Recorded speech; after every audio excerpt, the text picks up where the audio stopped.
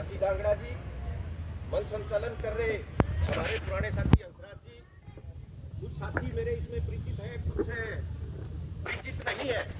क्योंकि कुछ हमारे संघर्षों में साथी आते हैं तो उनको मैं बाकायदा तौर पे चली जाएगी बात। साथी नहर महकमे से जिलेदार बैठे हैं, साथी कुमार जी बैठे हैं, पटवारी साहब बैठे हैं, कुछ अध्यापक हैं जो मेरे परिचित हैं। और मैं वैसे भी जब सर्व कर्मचारी संघ के कुछ कार्यक्रम होते हैं, तो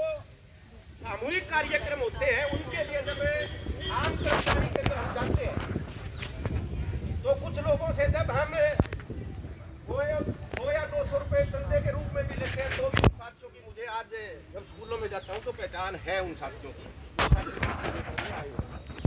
साथियों, सर्व कर्मचारी संघ हरियाणा आपके इसे जो एनपीएस का मुद्दा है उसका बल्कि समर्थन नहीं करता, बल्कि हम ये कह रहे हैं कि इस मुद्दे को, ये जो सर्व कर्मचारी संघ है, समर्थन करने से कोई पेट नहीं भरता कभी।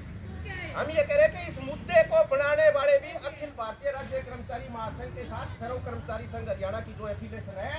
वो 2004 के अंदर जब पार्लियामेंट के अंदर ये कानून आ रहा था तो उस समय हम वहां प्रोटेस्ट कर रहे थे। आज भी जितने भी कानून आ रहे, वो कर्मचारी विरोधी हो, मजदूर विरोधी हो, उनके लिए हम पार्लियामेंट के ऊपर अपना प्रोटेस्ट करते हैं। तो 2004 के अंदर भी हम पार्लियामेंट के ऊपर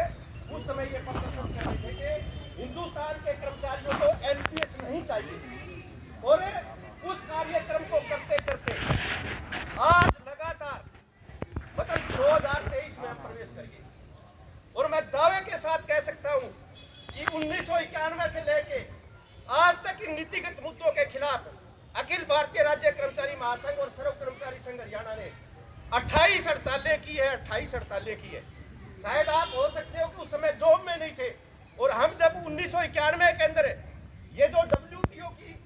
वर्ल्ड बैंक की ये जो नीतियां हिंदुस्तान के अंदर लेके आ रहे थे आर्थर डंकन के नाम से, जिनके ये नतीजे हैं, हम उस समय भी प्रोटेस्ट कर रहे थे। उसके अंदर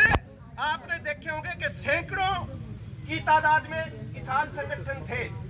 और मुद्दा उनका था वो कृषि कानून वापसी के लिए संघर्ष कर रहे थे। और उस मुद्दे से कोई भी किसान संगठन मतलब बैकफुट पे नहीं जा सकता था, उस आंदोलन को छोड़ के नहीं जा सकता था।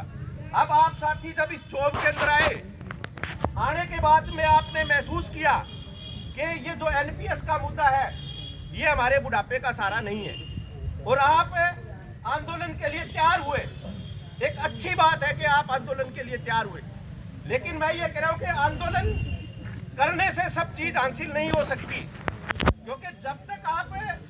इन नीतियों को नहीं पढ़ पाओगे, एनपीएस को नहीं पढ़ पाओगे, ये एक स्टेज ऐसी आएगी कि जिस तरीके से किसान आंदोलन, रात को मोदी जी को सपना आ गया कि कृषि कानून वापस लेने चाहिए, और घोषणा कर दी कि कृषि कानून वापिस हो गए, लेकिन उस नेतृत्व से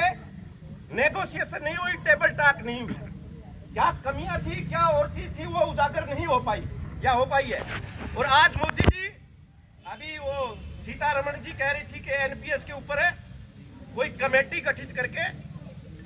कोई विचार करेंगे, इसकी और बढ़ोतरी की तरफ कोई करेंगे, वापसी की तरफ नहीं कह रहे। जैसे कृषि कानूनों को भी स्टार्टिंग में नहीं कह रहे थे ना कि वापस नहीं लेंगे, इसी तरीके से कह रहे कि वापस तो नहीं लेंगे, ये देश की अर्थव्यवस्था को नाश कर देगा, ये उनका कहने का मतलब है। जबकि ये देश की अर्थव्यवस्था को हम ये कह रहे हैं कि मजबूत करता है। जो हमने जब कोरोना काल के अंदर हरियाणा के मुख्यमंत्री को मनोहर लाल खट्टर जी को हमने कहा था कि ये जीपीएफ काटना इन कर्मचारियों का आप शुरू कर दो, बाकायदा तौर पर हमने एक ड्राफ्ट बना के दिया, और सरकार के जो बड़े बड़े